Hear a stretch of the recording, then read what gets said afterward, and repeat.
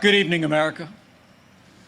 It's an honor to speak to you tonight from the hallowed grounds of Fort McHenry, the site of the very battle that inspired the words of our national anthem. Those words have inspired this land of heroes in every generation since. It was on this site 206 years ago when our young republic heroically withstood a ferocious naval bombardment from the most powerful empire on earth. They came to crush our revolution, to divide our nation, and to end the American experiment.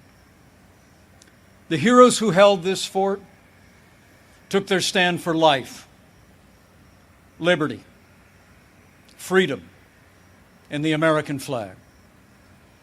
And those ideals have defined our nation. But they were hardly ever mentioned at last week's Democratic National Convention. Instead, Democrats spent 4 days attacking America.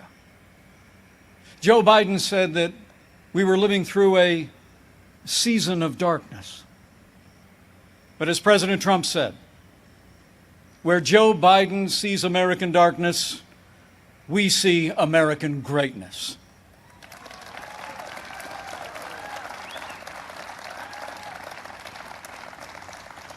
In these challenging times, our country needs a president who believes in America, who believes in the boundless capacity of the American people to meet any challenge, defeat any foe, and defend the freedoms we hold dear.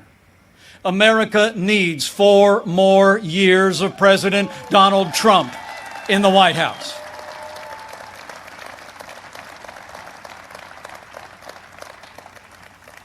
Before I go further, allow me to say a word to the families and communities in the path of Hurricane Laura. Our prayers are with you tonight, and our administration is working closely with authorities in the states that will be impacted. FEMA has mobilized resources and supplies for those in harm's way. This is a serious storm, and we urge all those in the affected areas to heed state and local authorities. Stay safe, and know that we'll be with you every step of the way to support, rescue, respond, and recover in the days and weeks ahead. That's what Americans do.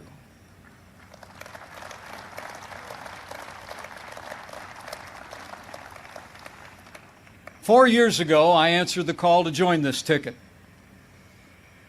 because I knew that Donald Trump had the leadership and the vision to make America great again.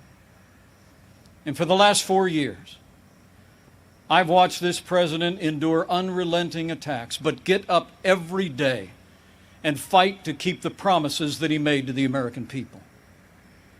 So with gratitude for the confidence President Donald Trump has placed in me, the support of our Republican Party, and the grace of God, I humbly accept your nomination to run and serve as Vice President of the United States.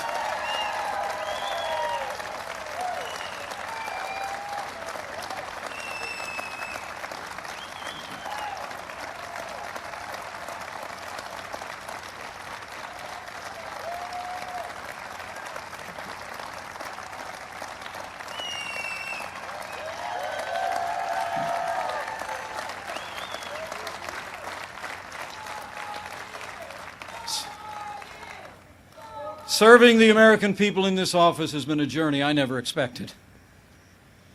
It's a journey that would not have been possible without the support of my family, beginning with my wonderful wife, Karen.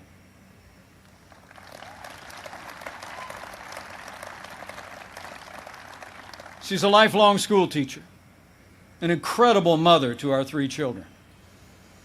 And she is one outstanding Second Lady of the United States. I'm so proud of you. And we couldn't be more proud of our 3 children. Marine Corps Captain Michael J. Pence and his wife Sarah. Our daughter Charlotte Pence Bond, an author, and the wife to Lieutenant Henry Bond, who is currently deployed and serving our nation in the United States Navy.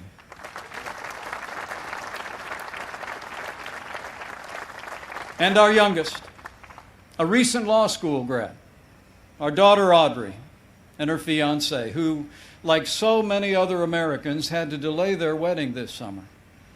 But we can't wait for Dan to be a part of our family.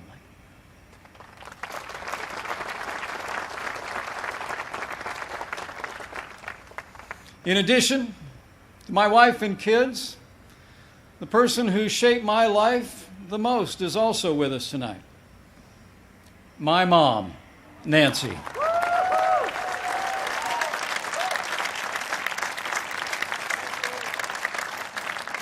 She is the daughter of an Irish immigrant, 87 years young. And Mom follows politics very closely. And the truth be told, sometimes I think I'm actually her second favorite candidate on the Trump-Pence ticket. Thank you, Mom. I love you. Over the past 4 years, I've had the privilege to work closely with our president. I've seen him when the cameras are off. Americans see President Trump in lots of different ways. But there's no doubt how President Trump sees America.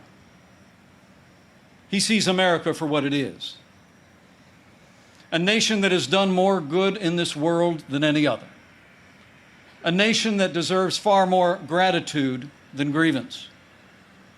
And if you want a president who falls silent when our heritage is demeaned or insulted, he's not your man.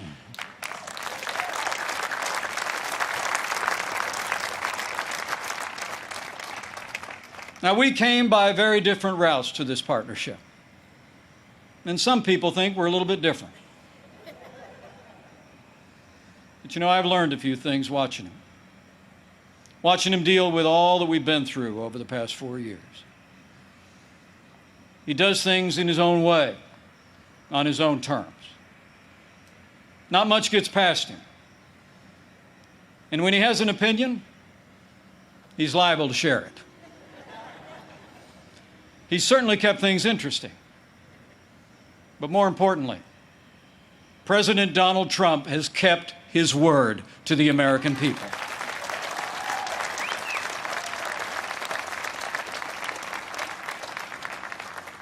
In a city known for talkers, President Trump is a doer. And few presidents have brought more independence, energy, or determination to that office. 4 years ago, we inherited a military hollowed out by devastating budget cuts, an economy struggling to break out of the slowest recovery since the Great Depression. ISIS controlled a land mass twice the size of Pennsylvania, and we witnessed a steady assault on our most cherished values, freedom of religion and the right to life. That's when President Donald Trump stepped in. And from day one, he kept his word. We rebuilt our military. This president signed the largest increase in our national defense since the days of Ronald Reagan and created the first new branch of our armed forces in 70 years, the United States Space Force.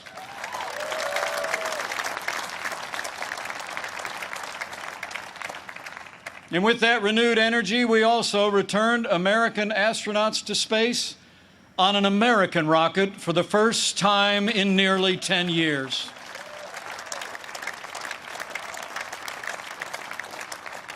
And after years of scandal that robbed our veterans of the care that you earned in the uniform of the United States, President Trump kept his word again.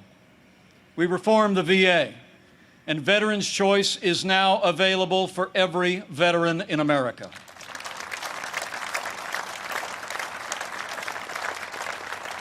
Our armed forces and our veterans fill this land of heroes. And many join us tonight in this historic fort. Tonight we have among us 4 recipients of the Medal of Honor.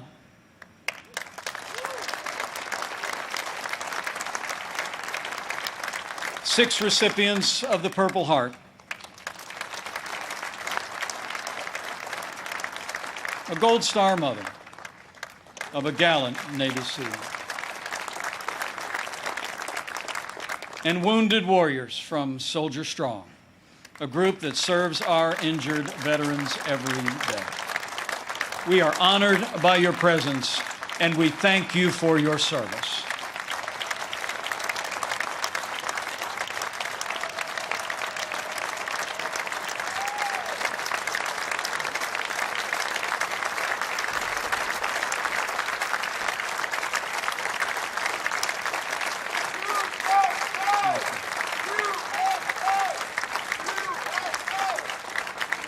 With heroes just like these, we defend this nation every day.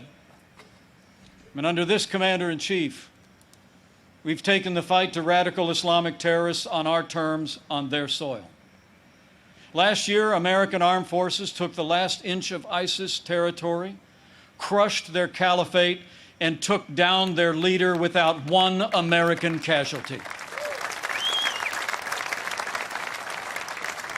And I was there when President Trump gave the order to take out the world's most dangerous terrorist. Iran's top general will never harm another American because Qasem Soleimani is gone.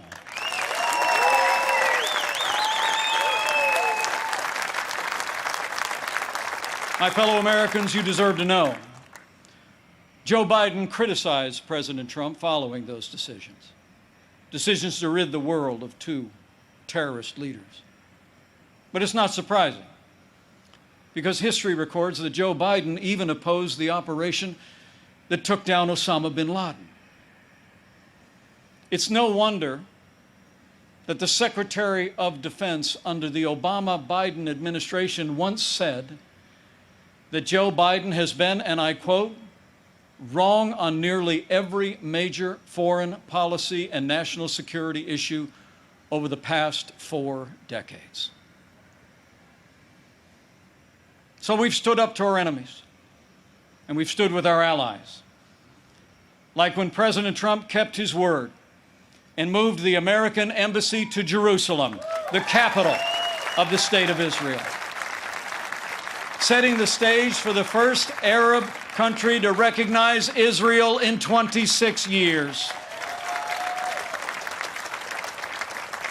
Closer to home, we appointed more than 200 conservative judges to our federal courts. We supported the right to life and all the God-given liberties enshrined in our Constitution, including the Second Amendment right to keep and bear arms. And when it came to the economy, President Trump kept his word and then some. We passed the largest tax cut and reform in American history. We rolled back more federal red tape than any administration ever had. We unleashed American energy and fought for free and fair trade. And in our first 3 years, businesses large and small created more than 7 million good-paying jobs, including 500,000 manufacturing jobs all across America. Our country became a net exporter of energy for the first time in 70 years. Unemployment rates for African Americans and Hispanic Americans hit the lowest level ever recorded. And on this 100th anniversary of the woman's right to vote, I'm proud to report that under President Donald Trump, we achieved the lowest unemployment rate for women in 65 years. And more Americans working than ever before. In our first 3 years, we built the greatest economy in the world. We made America great again.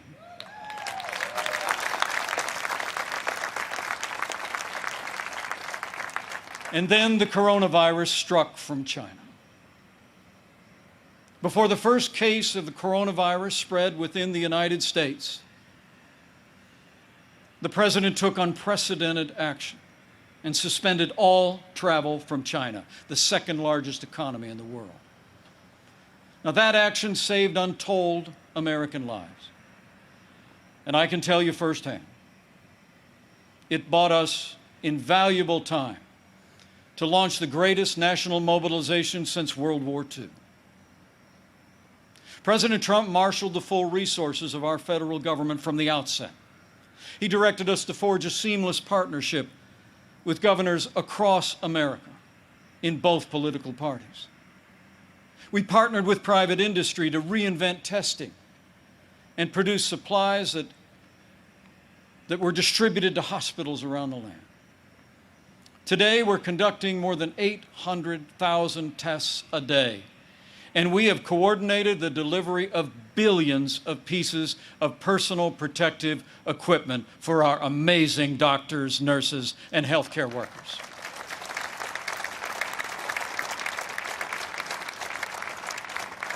We saw to the manufacture of 100,000 ventilators in 100 days. And no one who required a ventilator was ever denied a ventilator in the United States.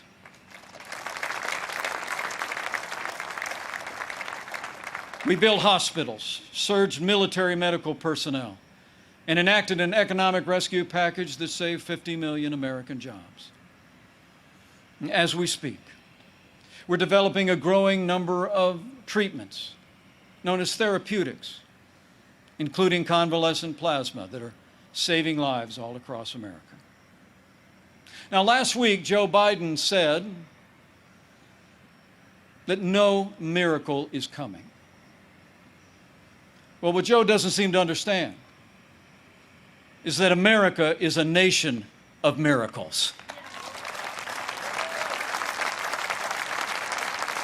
And I'm proud to report that we're on track to have the world's first safe, effective coronavirus vaccine by the end of this year.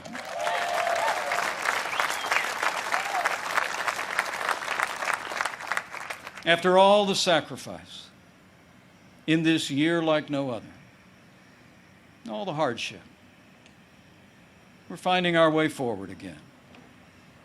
But tonight, our hearts are with all the families who've lost loved ones and have family members still struggling with serious illness.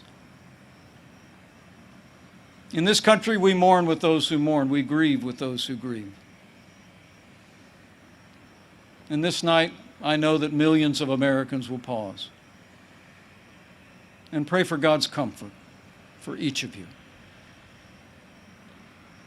You know, our country doesn't get through such a time unless its people find strength within.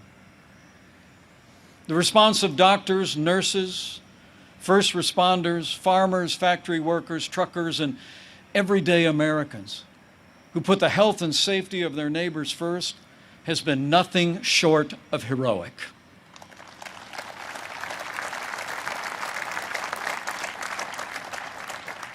Veronica Sayez put on her scrubs every day in and day out, went to work in one of New York City's busiest hospitals. She stayed on the job, put in the long hours until it was done, and then got back in her neighborhood and helped neighbors and friends struggling. Her brother William is a New York City firefighter. And they're both emblematic of heroes all across this country. They're with us tonight. And I say to them and to all of you, you have earned the admiration of the American people, and we will always be grateful for your service and care.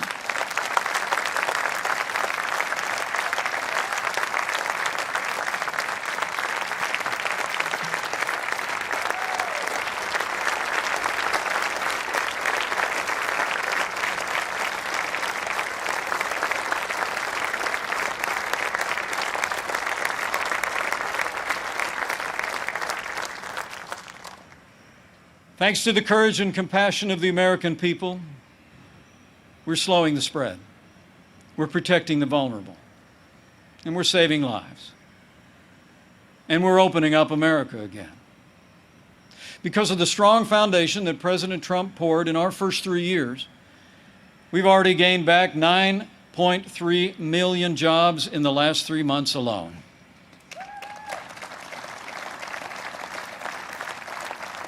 And we're not just opening up America again. We're opening up America's schools.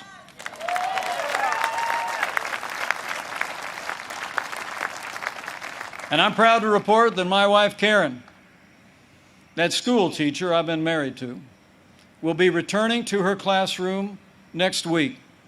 And so to all of our heroic teachers and faculty and staff, thank you for being there for our kids. We're going to stay with you every step of the way.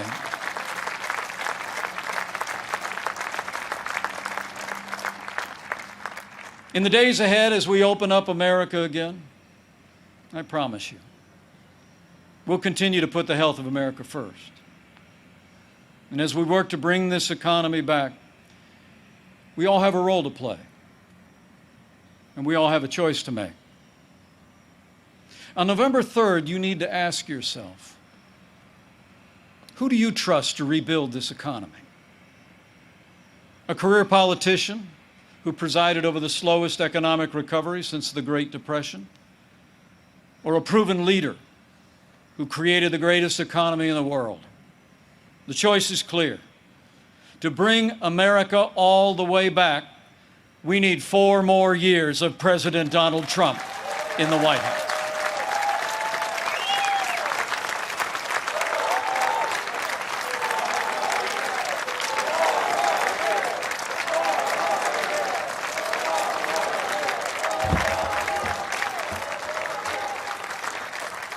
My fellow Americans were passing through a time of testing. But in the midst of this global pandemic, just as our nation had begun to recover, we've seen violence and chaos in the streets of our major cities. President Trump and I will always support the right of Americans to peaceful protest. But rioting and looting is not peaceful protest. Tearing down statues is not free speech. And those who do so will be prosecuted to the fullest extent of the law.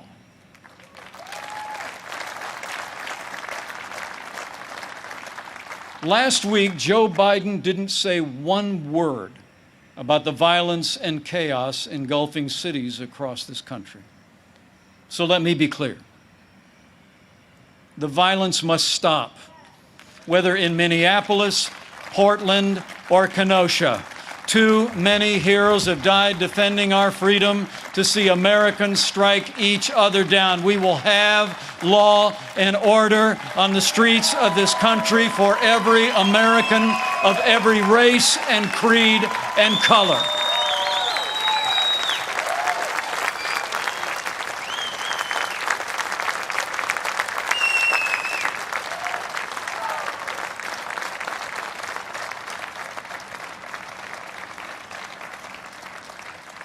President Trump and I know that the men and women that put on the uniform of law enforcement are the best of us. Every day, when they walk out that door, they consider our lives more important than their own. People like Dave Patrick Underwood, an officer in the Department of Homeland Security's Federal Protective Service, who was shot and killed during the riots in Oakland, California. Dave's heroism is emblematic of the heroes that serve in blue every day. And we're privileged tonight to be joined by his sister, Angela. Angela, we say to you, we grieve with your family. And America will never forget or fail to honor Officer Dave Patrick Underwood.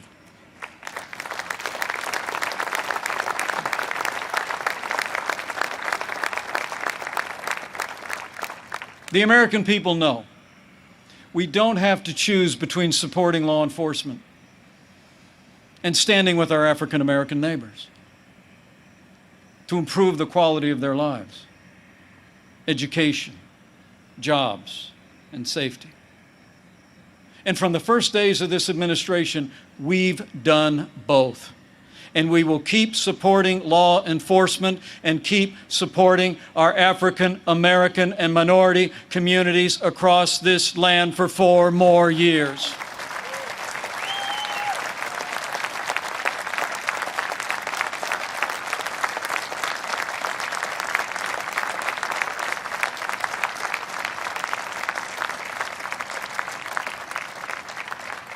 Now, Joe Biden says that America is systemically racist and that law enforcement in America has, and I quote, an implicit bias against minorities. When asked whether he'd support cutting funding to law enforcement, Joe Biden replied, yes, absolutely. Joe Biden would double down on the very policies that are leading to violence in America's cities. The hard truth is, you won't be safe in Joe Biden's America. And under President Trump, we will always stand with those who stand on the thin blue line, and we're not going to defund the police, not now, not ever.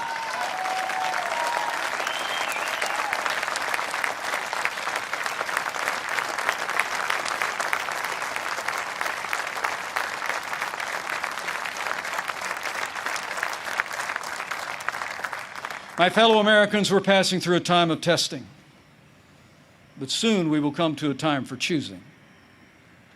Joe Biden has referred to himself as a transition candidate, and many were asking, transition to what? But last week, Democrats didn't talk very much about their agenda. And if I were them, I wouldn't either.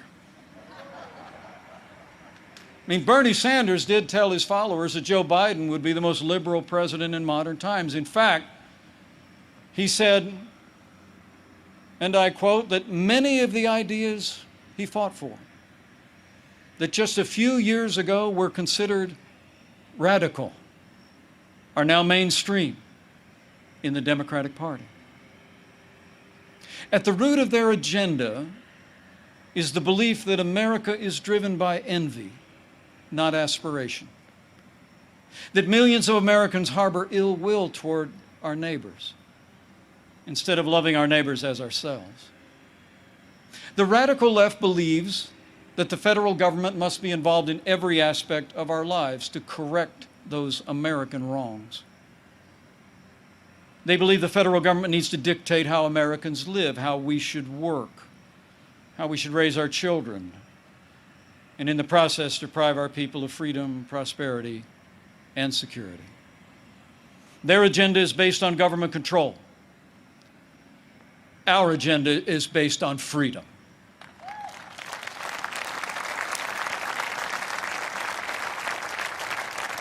Where President Trump cut taxes, Joe Biden wants to raise taxes by nearly $4 trillion. Where this president achieved energy independence for the United States, Joe Biden would abolish fossil fuels, end fracking, and impose a regime of climate change regulations that would drastically increase the cost of living for working families. Where we fought for free and fair trade, and this president stood up to China and ended the era of economic surrender, Joe Biden has been a cheerleader for communist China. He wants to repeal all the tariffs that are leveling the playing field for American workers. And he actually criticized President Trump for suspending all travel to China at the outset of this pandemic. Joe Biden is for open borders, sanctuary cities, free lawyers and health care for illegal immigrants. And President Trump, he's secured our border and built nearly 300 miles of that border wall. Joe Biden wants to end school choice. And President Trump believes that every parent should have the right to choose where their children go to school, regardless of their income or area code. President Trump has stood without apology for the sanctity of human life every day of this administration. Joe Biden, he supports taxpayer funding of abortion right up to the moment of birth. When you consider their agenda, it's clear. Joe Biden would be nothing more than a Trojan horse for the radical left. The choice in this election has never been clearer, and the stakes have never been higher. Last week, Joe Biden said democracy's on the ballot. And the truth is, our economic recovery is on the ballot. Law and order are on the ballot. But so are things far more fundamental and foundational to our country. In this election, it's not so much whether America will be more conservative or more liberal, more Republican or more Democrat. The choice in this election is whether America remains America. It's whether we will leave to our children and our grandchildren a country grounded in our highest ideals of freedom, free markets, and the unalienable right to life and liberty, or whether we will leave them a country that's fundamentally transformed into something else. We stand at a crossroads, America. President Trump has set our nation on a path of freedom and opportunity. Joe Biden would set America on a path of socialism and decline. But we're not going to let it happen.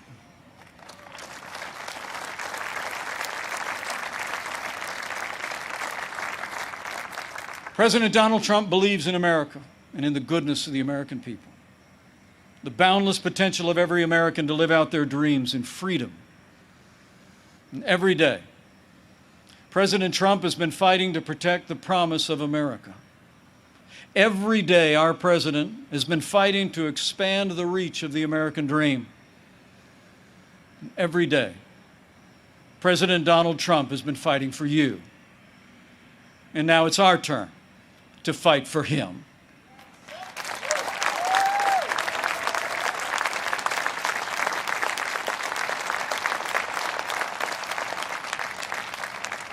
On this night, in the company of heroes,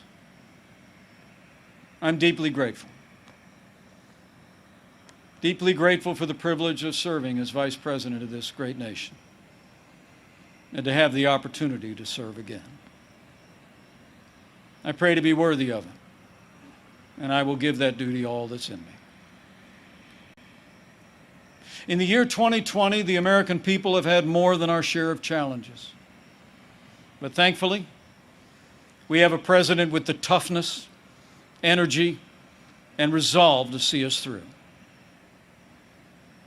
Now, those traits actually run in our national character. As the invading force learned on approach to this fort in September of 1814, against fierce and sustained bombardment, our young country was defended by heroes, not so different from those who are with us tonight. The enemy was counting on them to quit, but they never did. Fort McHenry held, and when morning came, our flag was still here.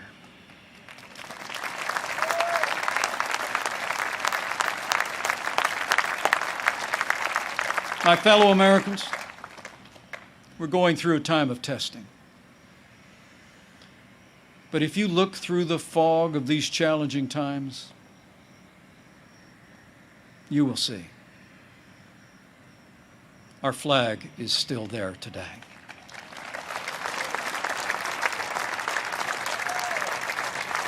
That star-spangled banner still waves over the land of the free and the home of the brave.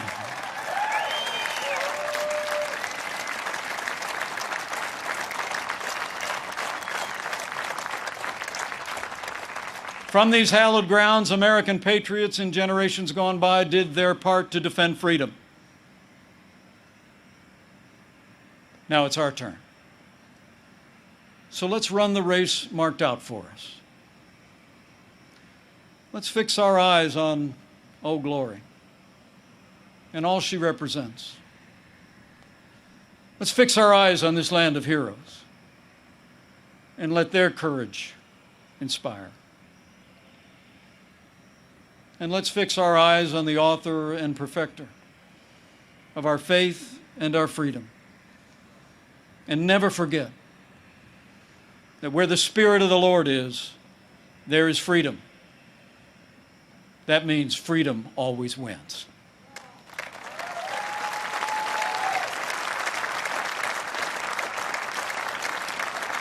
My fellow Americans, thank you for the honor of addressing you tonight and the opportunity to run and serve again as your Vice President. I leave here today inspired. And I leave here today more convinced than ever that we will do in our time as Americans have done throughout our long and storied past. We will defend our freedom and our way of life. We will re-elect our president and principled Republican leaders across the land. And with President Donald Trump in the White House for 4 more years, and with God's help, we will make America great again. Again. Thank you. God bless you. And God bless the United States of America.